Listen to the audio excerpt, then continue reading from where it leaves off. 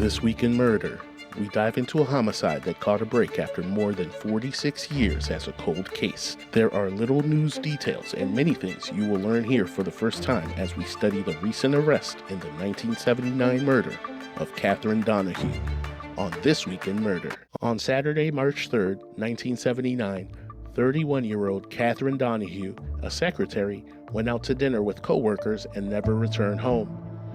She was found in the parking lot on the 8400 block of Hamlin Street in Glenarden, Maryland, beaten, sexually assaulted, and murdered. A crime which remained unsolved until March 2025 through DNA testing that initially found a match to the relative of the killer, then to the alleged killer himself, Rodger Zodas Brown. He was arrested at his home in Pinehurst, North Carolina at the age of 82 years old, nearly 50 years after his crime. According to police, he was solemn, cold, and showed no reaction when he was arrested.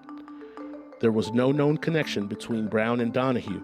Let's take a look at what we could find through public records and media outlets. He did serve 11 years in prison in New York in 1967 for armed robbery. He was released in June 1978, 9 months before the murder of Catherine Donahue. He filed for divorce in August of 1988. The address listed for him was on the 2300 block of Good Hope Road in Southeast Washington, D.C., a street that has been renamed Marion Barry Avenue as of 2023 in honor of the iconic former mayor.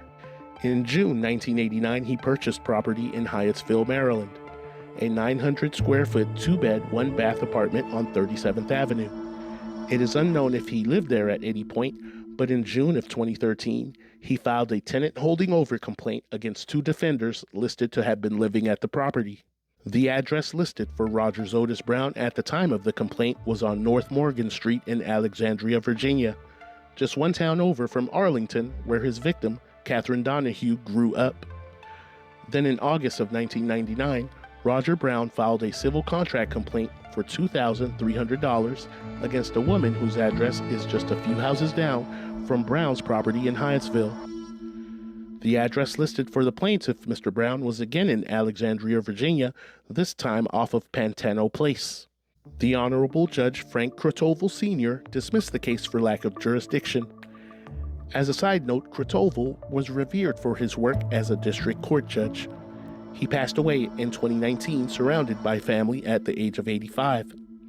His son has been a judge for the District Court of Maryland for over 10 years. Brown told detectives that he moved back to North Carolina in 2017. The last time the property was sold was July 2017. It had not been sold at any point between 1989 and 2017. Is it possible that Rodger Zodas Brown, if guilty, committed one heinous murder 46 years ago and has been completely dormant ever since? Catherine Donahue's murder occurred less than a year after Brown was released from prison. And in an astonishing twist, if truly a coincidence, it is one that defies odds of inexplicable proportions. Rodger Zodas Brown can be inconspicuously linked, though not involved, in another murder that also took decades to solve. On Super Bowl Sunday, January 22, 1989, Cynthia Rodgers of Forestville, Maryland, was reported missing. Her body was found 5 days later in a wooded area on the 6000 block of Surrey Square Lane, after she had been sexually assaulted and murdered. Rodger Zodas Brown got divorced in August of 1988, 5 months before Cynthia Rodgers' murder.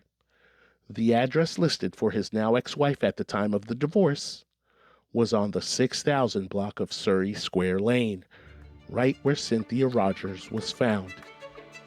And if that wasn't enough, in 2022, after 33 years, DNA obtained and preserved from Cynthia Rodgers' crime scene matched to James Clinton Cole, a man who since 1997 is serving a life sentence for unrelated crimes, including one heinously violent incident involving a 12-year-old girl. James Clinton Cole was previously arrested on January 18, 1989, for misdemeanor destruction of property, just 9 days before Cynthia Rodgers' body was found and 4 days before she was reported missing. He was released on his own recognizance that same day.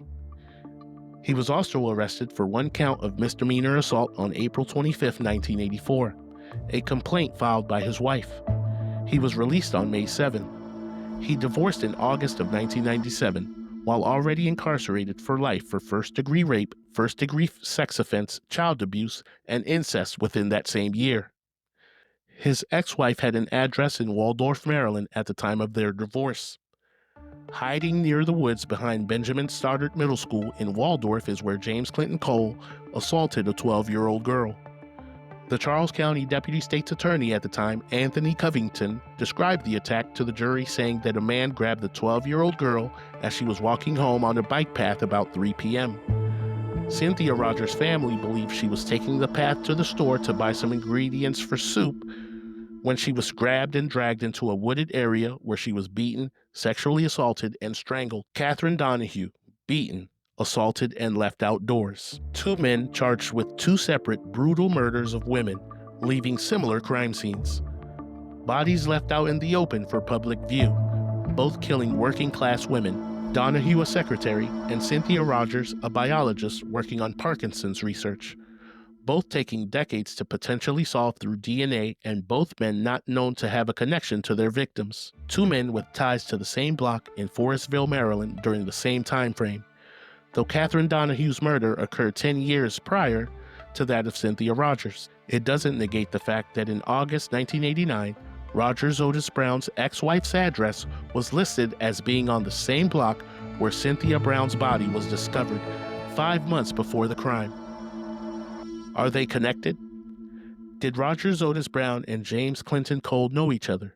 Perhaps they met in passing, or just struck up a conversation, shared similar interests, proposed a liking, a friendship, a mentorship formed. Or is this really just a complete coincidence that have nothing to do with each other? The potential for more victims from both men individually and as a team seems more possible than not. Hit like and subscribe to stay updated on this story and more cases on the next This Week in Murder.